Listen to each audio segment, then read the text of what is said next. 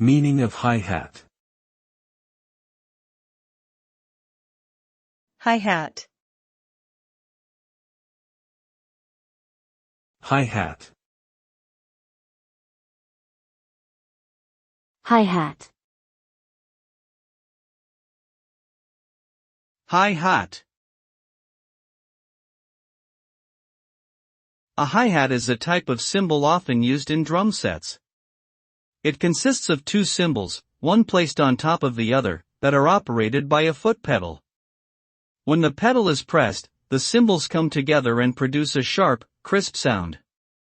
Hi-hats can be played in a variety of ways, such as closed, with the cymbals tightly pressed together, open, with the cymbals slightly separated, or with the foot pedal partially pressing down to create a chick sound.